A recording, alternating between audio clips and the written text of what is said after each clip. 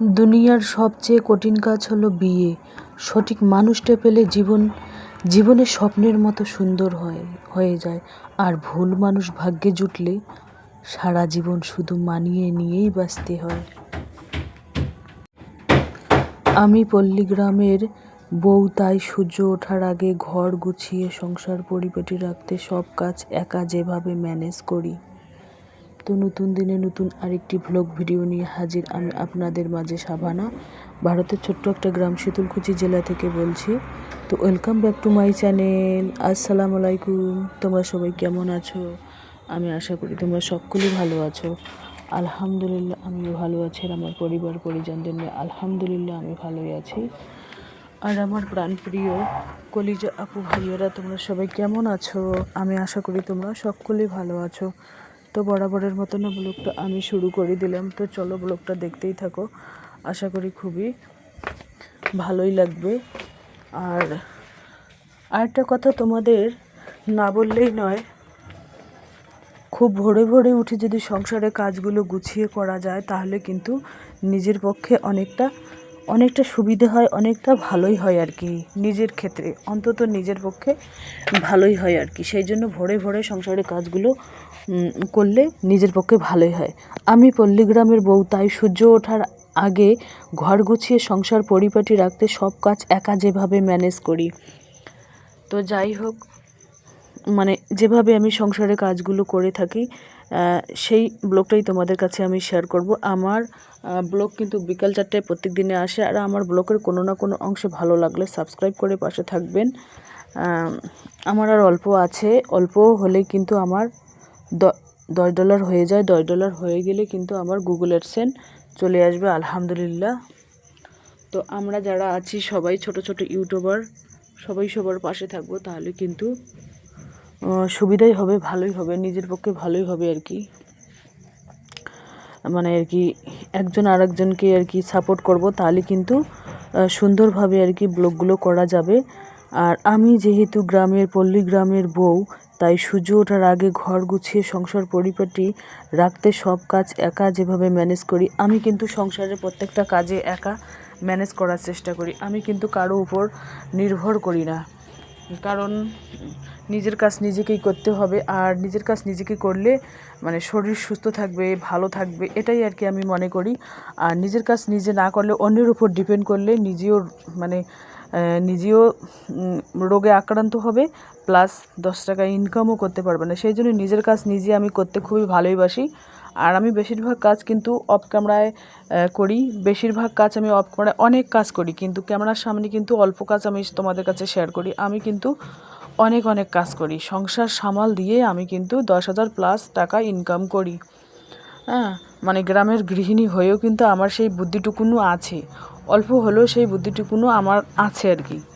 তো যাই হোক, যেভাবে হোক আমি ম্যানেজ করার চেষ্টা করি আর কি। তোমরাও চাইলে আমার মতো করে কিছু কিছু করে টাকা সঞ্চয় করবে। আর যত ভোরে উঠবেন, কী জন্য একটা কথাই আছে, ভোরের দেওয়া না লাগে লাখ টাকার দেওয়া। খুব ভোরে ভোরে উঠবেন, শরীর স্বাস্থ্যের পক্ষে ভালো, হাঁটবেন, এক্সারসাইজ করবেন বা সংসারের কাজ করবেন, তাহলে কিন্তু অনেকটা নিজের মানে সারাদিনে 2-3 ঘন্টা নিজের জন্য কিন্তু টাইম পাওয়া যাবে। আর যদি সকালে ভোরে ভোরে উঠে সংসারের কাজকর্ম করতে না পারেন, তাহলে কিন্তু নিজের জন্য কোনো টাইম পাওয়া যাবে না। আর বেলা করে না ওঠাই ভালো। আর সকালে ভোরের যে হাওয়াটা, সেই হাওয়াটা কিন্তু শরীরের পক্ষে একেবারে অসাধারণ। মানে কি বলবো আর, মানে আগের যুগের মানুষগুলো বলে যে যেভাবে কথাগুলো, সেই কথাগুলো একেবারে খাঁটি কথা আর কি।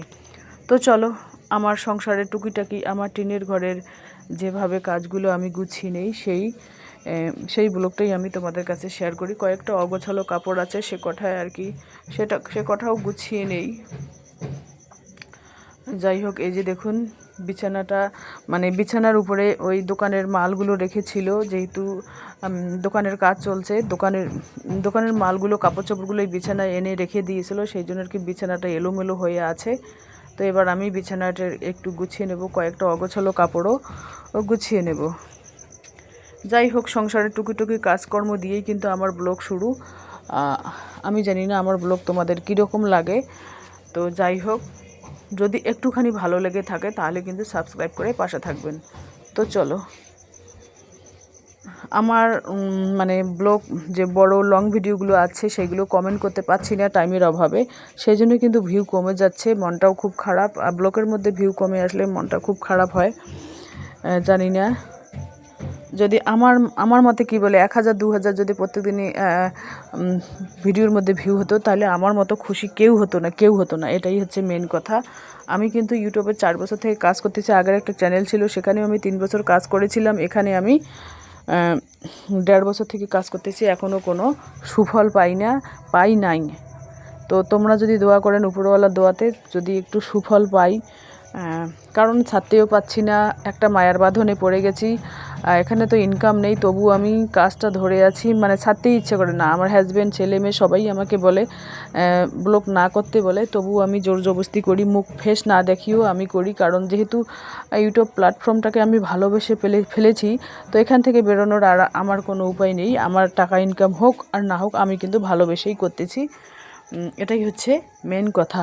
যে কোনো জিনিসের প্রতি আগ্রহ বা ভালোবাসা থাকলে কিন্তু সেটা মানে সুযত্নে করা যায়। তো এবার আমি টিনের বেড়াটা একটু মোছামুছি করে নিলাম, লালের একটা মোছামুছি করে নেব। প্রত্যেক দিনই কিন্তু আমি একবার হলো এই টিনের ঘর মোছামুছি, লালের মোছামুছি একবার হলো আমি করে নেই। আমার এটা অভ্যাস, কারণ যেহেতু মেইন রোডের পাশেই আমাদের বাসা, ধুলোবালি সবসময় লেগেই থাকে। তো এখানে গোলা রুটি হচ্ছে, এখানে কী দেওয়া আছে, ডিম, তোমারও যে কী যেন বাঁধাকপি, দুধ তো নেই, দুধ দিলে ভালো হয়, গোলা রুটিটা খেতে খুব নরম হয়, সফট হয়। দুধ নেই, তবুও আর কি একটু আর কি হয়ে গেল, মানে গুড় দিয়েছি যেহেতু, তো একটু আর কি ভেঙে গেল। গুড় দিলে আর বা চিনি দিলে ভেঙে যায় আর কি। তো যাই হোক, চলো